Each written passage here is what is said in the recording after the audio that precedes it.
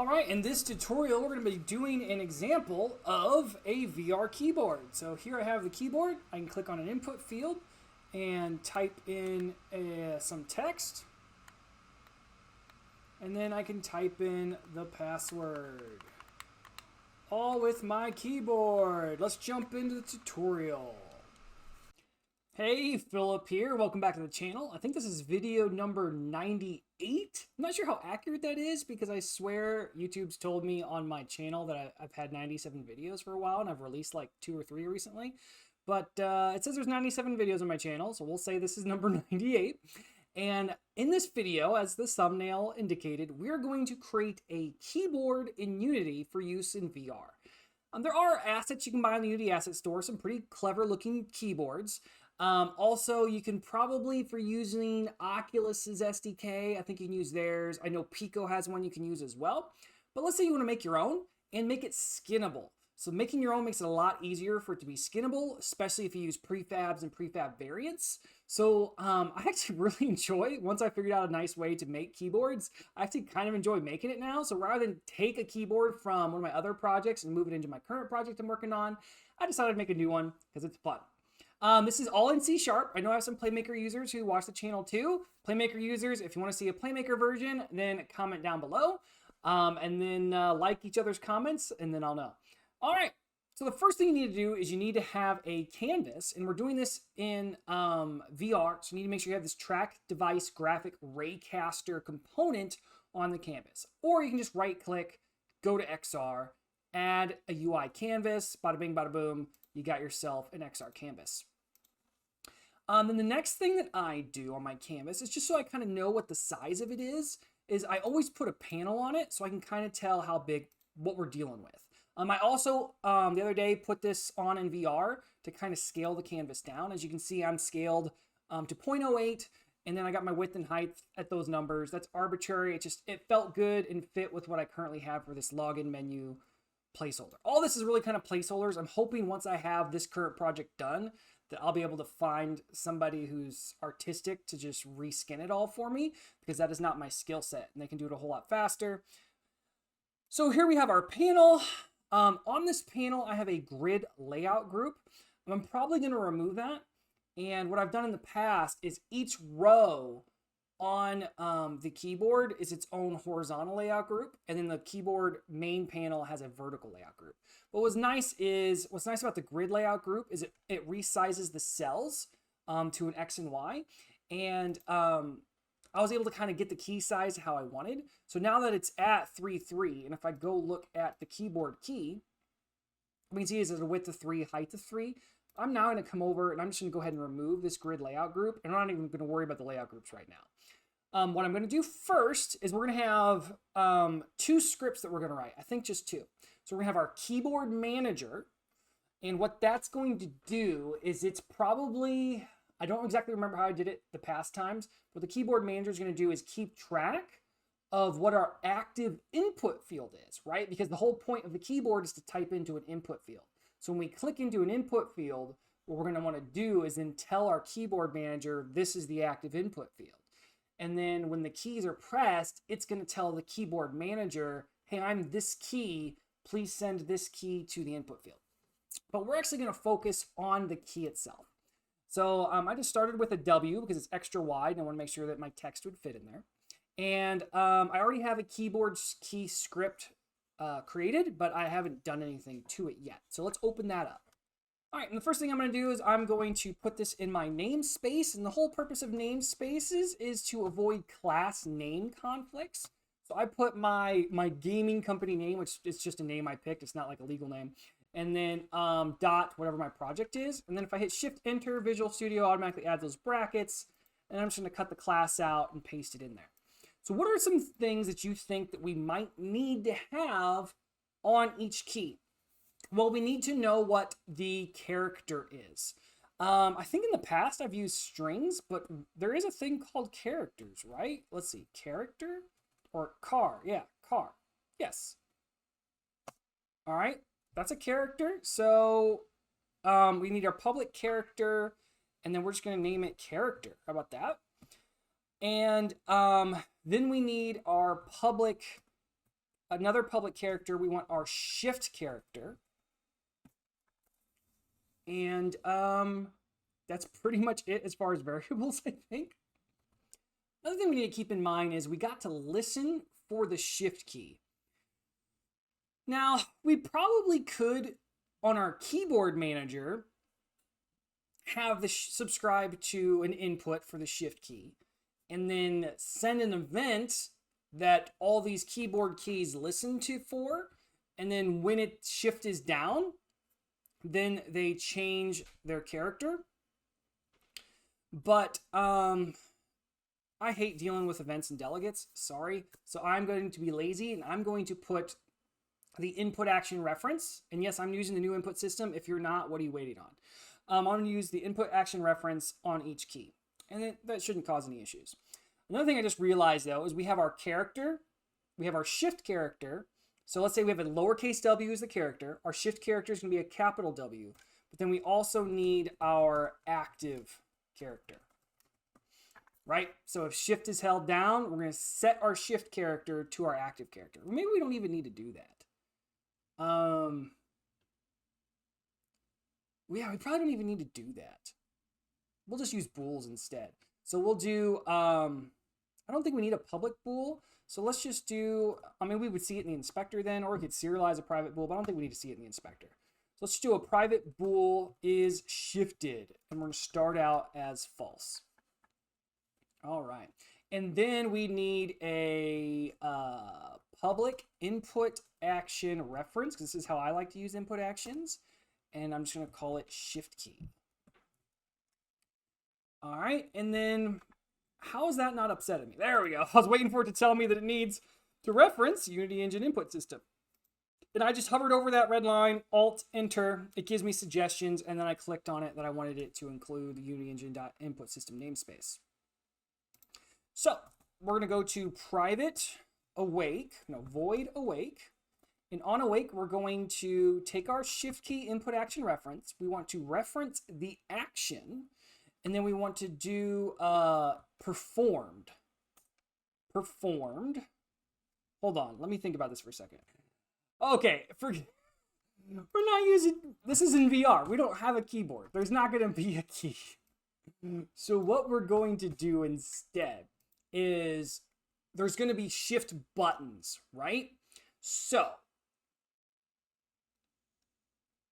we probably don't need 2 shift buttons to make it look like a keyboard, because that would just be redundant in VR. So we'll do, we'll have a button that is the shift key on the keyboard, and we'll have the keyboard manager handle that. So we should still be able to do this on awake. So we're gonna need, we need to start our keyboard manager. So let's go back over here to Unity. Then in here, I'm gonna just create a new script. It's gonna be our keyboard manager. Let's open it up. Let's open it up so that we can edit it. And let's go ahead and put it in our namespace. Put our class in the namespace. If you just heard some weird breathing, my dog just walked up over here panting. All right, so one thing we're going to have here is we're going to have a, let's go ahead and make this to where it's really easy to reference. So let's go public static keyboard manager. So we're going to have a variable that represents this class. We're going to call it instance. And in awake,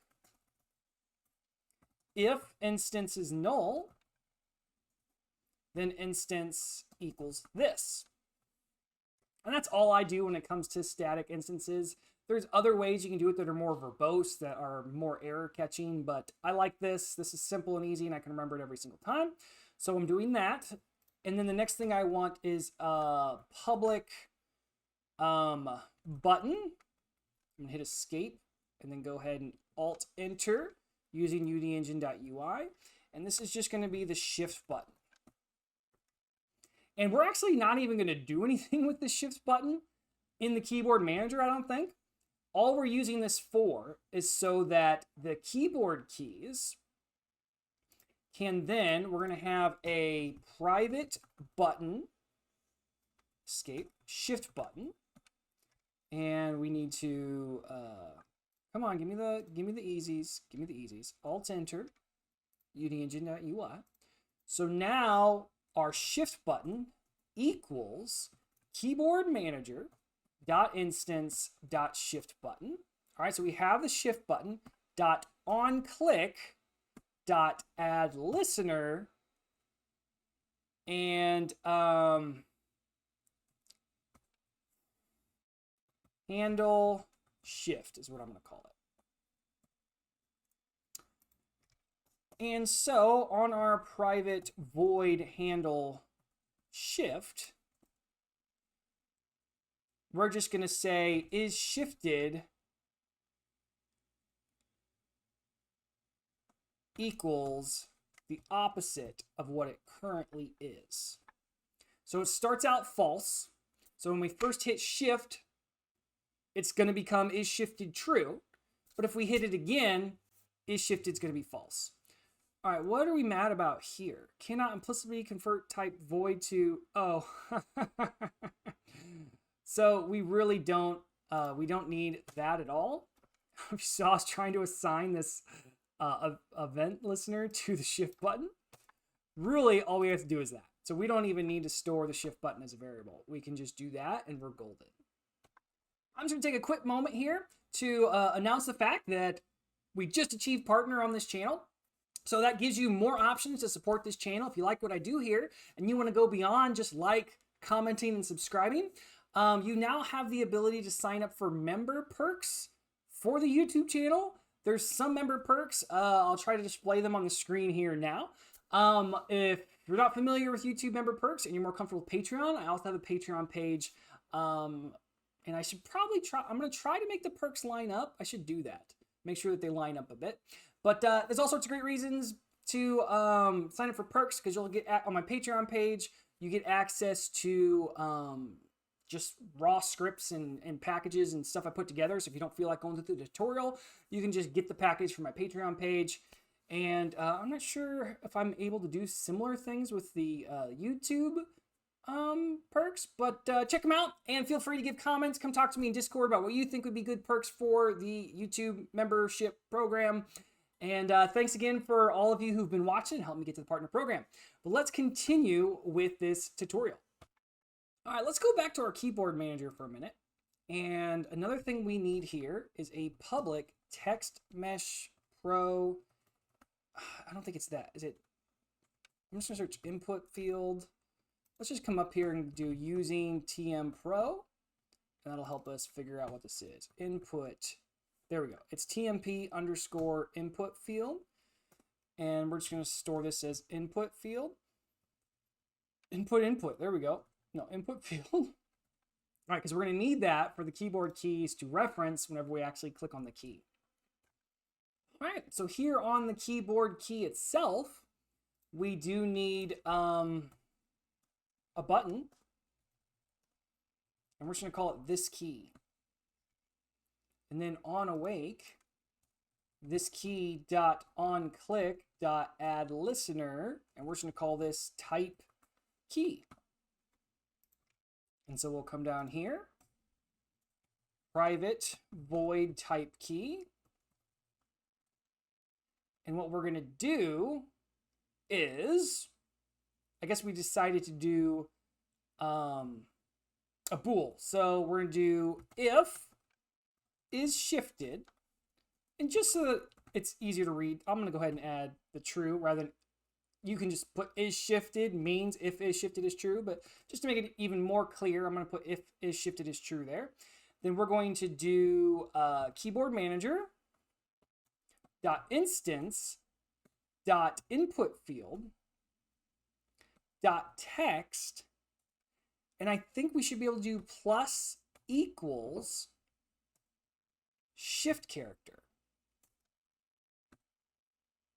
And then else, we're going to do the same thing. Copy, paste, and this will just be character.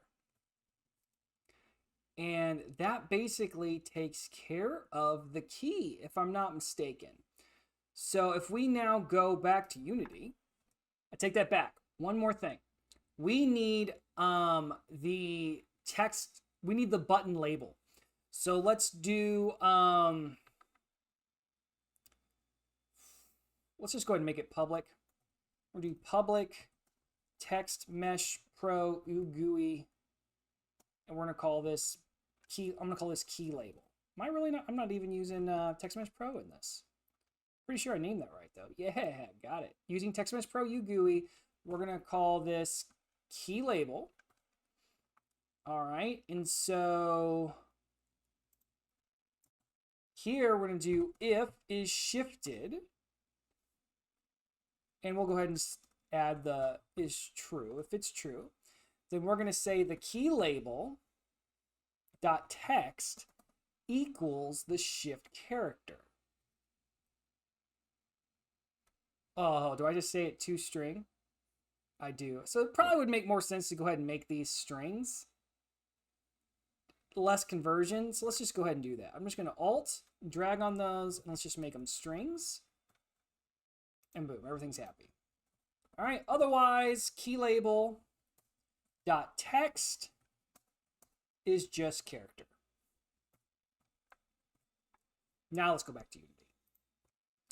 All right, so on the keyboard canvas, I'm gonna go ahead and take my keyboard manager and I'm gonna put it on there.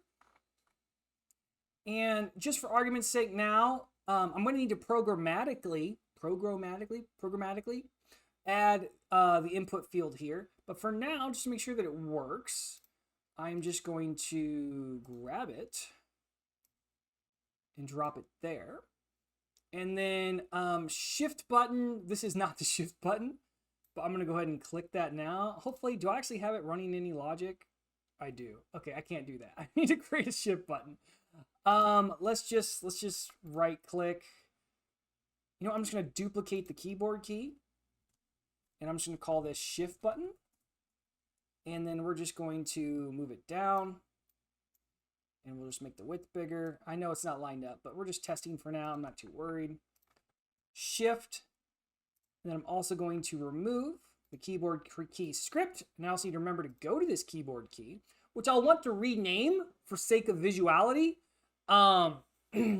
Its name. And in fact, in a previous project, I think what I did is I created an editor script to just... Oh, that's what I did. Yeah. So what we can do is instead of having to put in what the character and shift character is, but I'm going to keep it this way, is what I've done before is I just renamed this like W, and then I had my script figure out, okay, I'm just going to get the name off this text, off the label, and that's going to be the string that we want. But it gets complicated then whenever you want to use the number keys. And there's like symbols on those. So it works for alpha characters, but not numeric characters. So just to, I think I'm just gonna go ahead and manually edit for now. I might change it later. So the lowercase character, the shift character. And the reason you wanna do it, where there's a benefit of doing it programmatically is the whole idea is to where you have to do less stuff manually.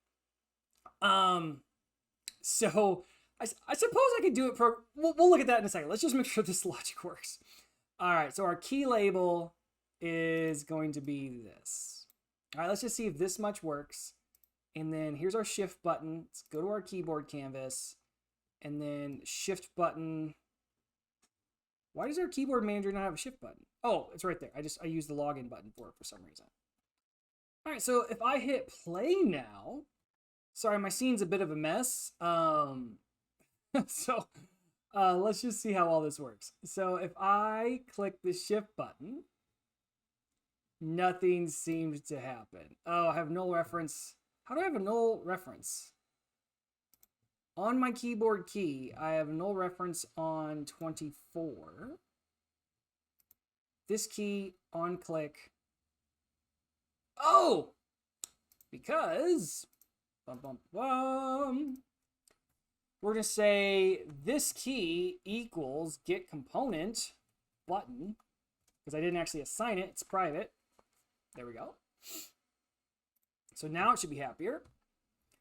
All right, now let's hit play. All right, so I have a null reference exception on my login or create menu. Don't worry about that because that's unrelated to what we're doing now. Let's see if I hit shift. Is this blocking all of my other logic though? Because that would be unfortunate. Well, W's typing, shift, there we go.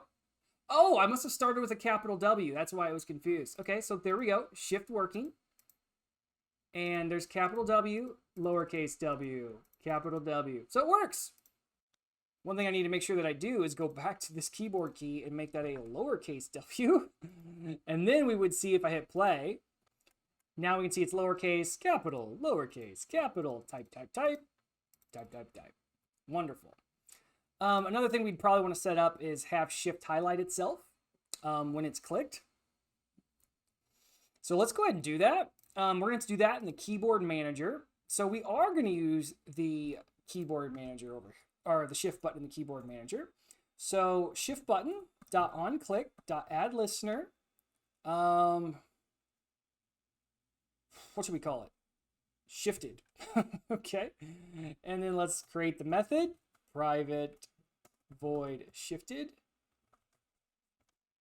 And let's go ahead and do a bool up here.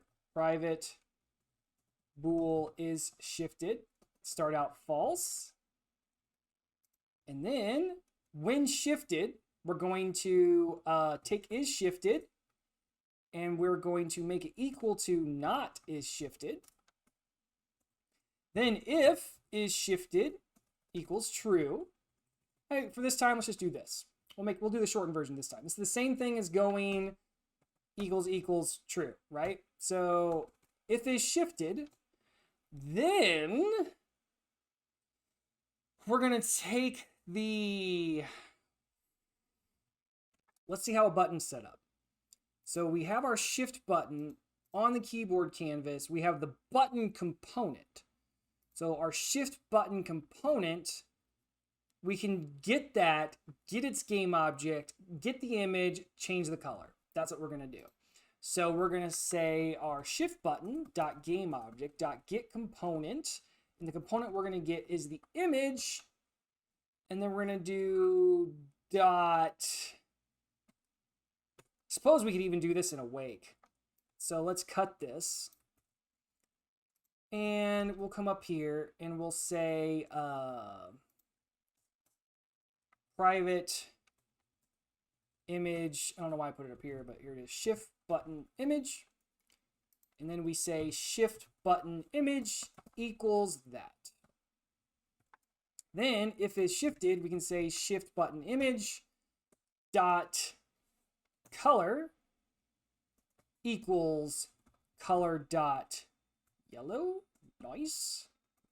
Else shift button image dot color equals color dot white. All right, let's test that. All right, here we go.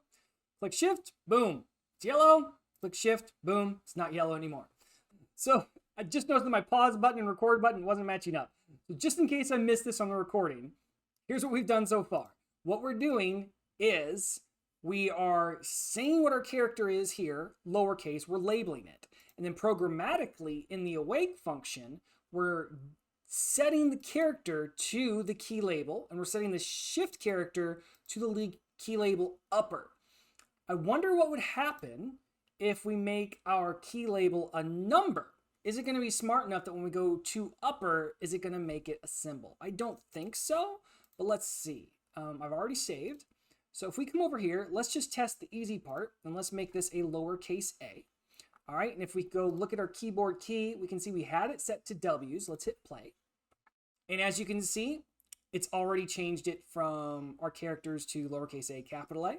So I've hit shift, it's switching between them, and I can now type them into the input field up there. Let's see what happens though if, let's say, I put a 2. No, not there. Over here. Remember how my own logic works. If we put a 2 here, what's gonna happen? Okay, let's go look at the keyboard key now. And yeah, it doesn't know to make it the symbol version of it. So off camera, I tried a few different things to figure out how to get the shift character of one of the numbers at the top of the keyboard. We're just going to do this. There's not an easy way. I mean, it's easy enough, but we're just going to do it this way. We're going to do a private string get shift character. And we are going to do shift character. We're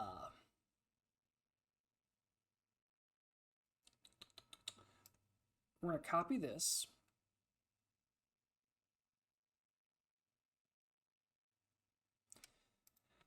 And I take that back. We're going to leave that there. And then we're going to do if this key, no, not this key, if key label contains key label.text.contains I'm doing it backwards. We need string numbers equals 1, 2, 3, 4, 5, 6, 7, 8, 9, 0. If numbers contains key label.text, then we're going to say that shift character equals get shift character. So what we're going to do in get shift character is we're just going to do a switch. So we're going to do a switch, and the switch is going to be key label.text, and we need case 1, right? Break. Case 2, break. You get the idea. I'm going to pause and do the rest. At the end, don't forget to put your default case. All right, so now that we have all of these in here, now I just need to set the shift character for each case. So for example here, actually we're going to return, because this is not a void, this is a string, so we need to return a string here. We're going to return exclamation point for 1. And then on 2, we're going to return the @ symbol. You get the idea. I'm going to pause while I do the rest. Just notice I didn't have a case for 8. 8, we want to return that. And 9, we're going to return close parentheses. Open parentheses. 0, we're going to return close parentheses. And since we're using return, we don't need all these breaks. As you can see, they're all underlined green because they're unreachable code. So we can just remove all of those. And I guess here, if we haven't returned, then we're just going to return. Should we have like a default shift character? Let's just return that. Or even better, we could return string.empty. Either one would work. So now, if we go back into our project after it compiles, we should be able to hit play, and it should set our character as 2 and our shift character as the @ symbol. But no. We have a couple null reference exceptions. So I'm not worried about that. That has not related to our demo. The keyboard key on line 23. We're having an issue. Why don't we have that? That's weird. So keyboard manager, instance, shift manager, on click, add listener, handles shift. Here's a keyboard manager. We have instance. We have the shift button. I don't know why. Why are you getting us a null object reference? That is super weird. I'm just going to try to stop playback and try again.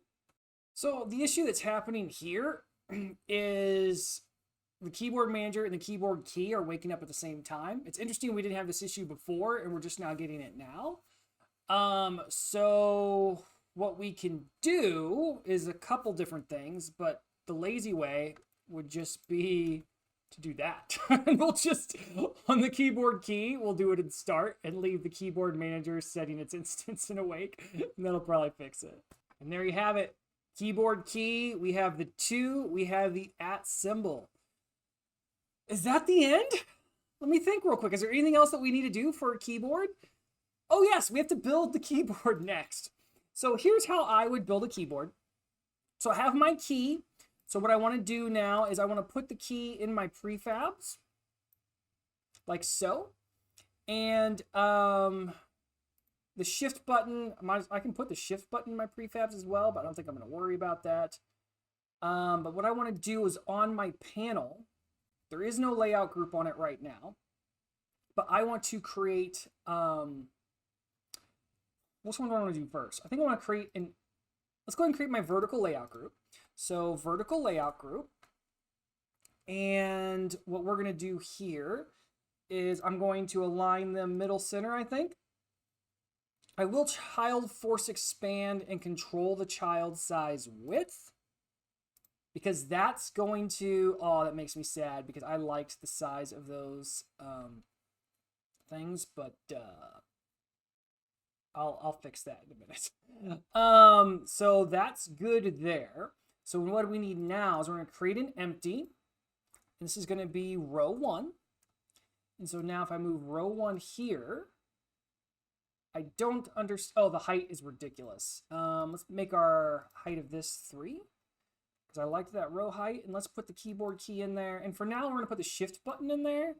And let's change this back to a height of 3, or a width of 3. And let's change this back to not a width of 3, but maybe triple width of 9.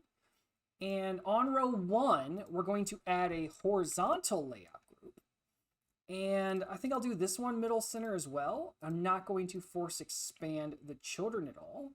And even though the spacing is 0, it's pretty decent right there. I can make it up, maybe do it a little bit more, but I'm not sure why the spacing is why there's already some spacing. I guess it's because we're using an image and it's got a little bit of padding there or something, but let's add a little bit of spacing.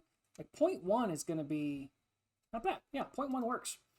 All right, so here we have our row 1. Here's our keyboard key. And I'm just going to duplicate that. And I'm going to delete that. I'm going to move the shift button down into row 2 for now. And so what I'm just going to do is I'm just going to look at my keyboard, right? And let's see, I'm going to do 1, 2, 3, 4, 5. There's going to be 10 keys here. So I am just going to duplicate this 10 times, 9 times. Okay. And then now if I hold down Alt and then click, it auto expands everything. So that's going to make this a lot easier to rename or to change the text on all these. Pause while I do this. All right, so let's just collapse all that by alt clicking. Just for fun, let's hit play. And what happens now if I click shift? Hey, we see all those symbols. Cool. So let's do the same thing, but let's do it with the rest of the keyboard. All right, so as you can see, I have a nice little simple keyboard here. All I have is the alphanumeric characters. I didn't worry about the period or the comma. And then I have shift. I just moved it down into row 5. And thanks to the horizontal layout groups that are on each row, it keeps it kind of keyboard shaped because there's less keys in this row than this one and less keys in this row than this one. And then, of course, the vertical layout group on the panel itself keeps them all nice and evenly spaced. If we wanted to put a 0.1 spacing between each row, we could do that too, get a little bit more wiggle room there.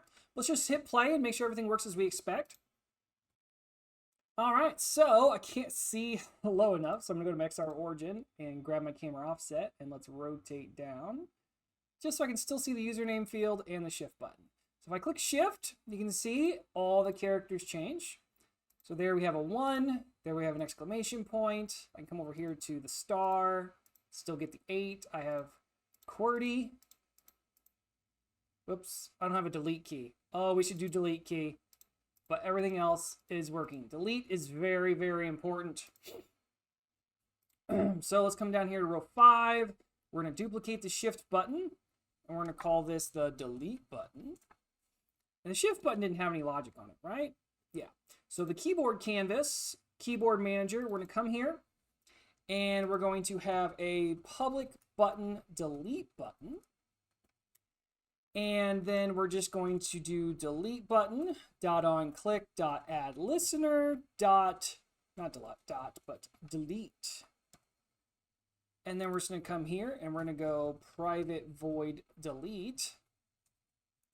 And it should be as simple as what we do with our keyboard keys, which our keyboard keys do plus minus shift character.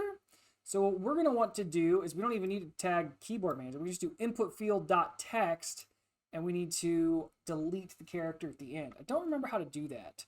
I think it's input field dot text. We can't just go minus minus because that's not going to work. Or minus equal. Does it? I don't think so. Yeah, we can't do that. It wants something here. Can I subtract just like a character? What happens if I do that? That's not going to work. Yeah. All right. So what I've done in the past, I think, is I've done input field dot text equals, and then it's input field dot text dot trim. What does trim do again? I'll have to look it up. It's not trim. I think what we have to do is we have to get a substring. So let's get int current length. I think I have to do all this. There might be a shorter way. Current length equals input field dot text dot length. And then let's just call this length. And then we can just take length. Well, let's just do it here. Minus 1, right? So then we can just do input field dot text equals input field dot text dot substring. And this wants the start index, right? So the start index is going to be at index 0 of the string. And we want the length to now be length. All right. So hopefully that will work. I do believe that it will. One last thing we have to do is when Unity finishes compiling is we need to go to our keyboard manager and drop in our delete button. Let's test this out. All right, here we are. We got our nice characters here. Oh, I spelled cats wrong. I spelled it with a Z. Oh my goodness. This is the delete button, but it's still called ship. But let's see if it deletes.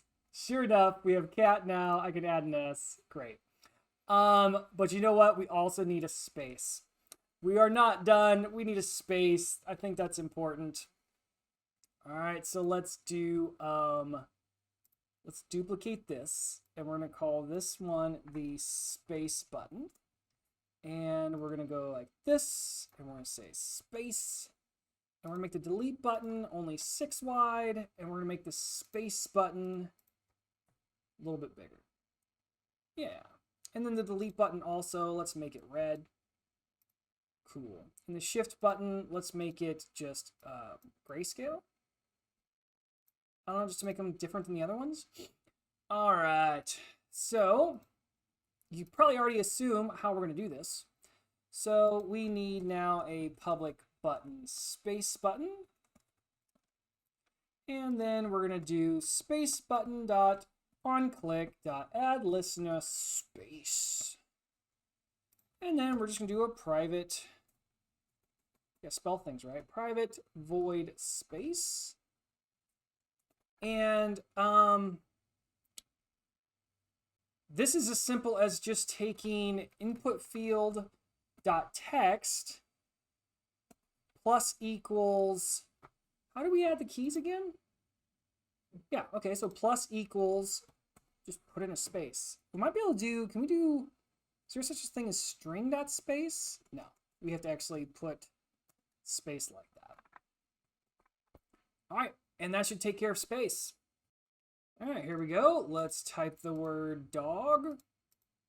Oh no, I spelled it wrong. Delete, delete, delete. Delete is no longer working. What did I do? Oh, I didn't assign the space button, so the script just stopped because it didn't have a space button there in the awake. So now we should be golden. Camera offset, look back down. Oh, camera offset, look back up a little bit. All right, so we have dog, but we don't want to spell it like that, so we go back, shift, D. And you could also add logic for like shift automatically disables itself when it registers another keystroke, but I feel like it's simple enough to just have the user do it. So we have dog, and then shift cat. Oops. Cat. Right, so we got our space in there. I actually started editing this video and realized I never showed a solution for getting the current input field programmatically. I feel like the easiest way we can do this is just every input field that we have, we create a script that when it's clicked, it tells the keyboard manager that it's the current input field. You might think this is a lot of work to add it to every input field, but really when you're generating UI for your project, you're probably going to be using, well, you should be using prefabs for all your elements and then prefab variants. So like what I'm doing here in this project is I actually have on, is it in this one? On one of my buttons, is it on my login button? Like I wanted to make sure that all of my buttons in VR would provide haptic feedback whenever I was hovering. So I already have that on this button that's going to be made as a prefab. So anytime I want a button in my project, I'm going to be using this prefab wherever it is in my project. If I select it, and it broke my Unity when I tried doing that. There we go. So I have my prefabs folder with my UI elements, and it's right there. Oh, and I have an XR haptic input field. It's still using that XR haptic feedback component. I could edit this script to help me with this, but we're going to make a new one because you're not necessarily going to be, we're not talking about this script, but we're just going to do a quick script here. And we're going to create, I'm going to call this input field to keyboard communicator. It's a very long class name, but yeah, name it whatever you want. So let's open this up when it's done compiling. All right, I've opened the script, and I think we need, maybe not. It's like I pointer, I click, I pointer, what's it called? Maybe we don't need it. Maybe I can just do public void on pointer click. Does it recognize it? I don't know if it is. All right, so I was on the right track. The thing we want is I pointer click handler, but we also need to be part of Unity Engine's event systems. There we go. So now if I delete this, if I just come up here, Alt Enter, implement the interface. So here on pointer click, what we want to do, and I don't have my namespace here. Did I not put namespaces on any of the other ones? I must have. Yeah, I'm pretty sure I did. Let's get it all in my namespace. Otherwise, we're probably not going to be able to find that keyboard manager. So now keyboard manager dot instance dot current dot input field. I guess we just call the input field equals get component, and we need to do using TM Pro, and this is TM Pro, I think it's TMP underscore input field. Yeah. So we're just going to set the keyboard manager instance input field to this input field. So that should do it. We just now need to go back into Unity. And like, let's say here's our username input field. We can just add this communicator there. On the password field, add this communicator there. And just make sure it's there. Great. And so now if we look at our keyboard canvas, it's already got the username field there. That's just because we have it set there by default. But if we hit play, and then if I click, can I even click on it back there? I could. There we go. Boom. Password field is now the input field. And so I can now type there. Now the username is the selected one. All right. Golden. So there you go. If there's anything else on your keyboard you're looking to put, you could probably figure it out from this point. I hope you enjoyed this. Comment down below if you have any other ideas of what you'd like me to do a tutorial on. Please don't forget to like, comment, subscribe, help that algorithm come and bring more people to this channel. I don't talk good. We'll see you next time.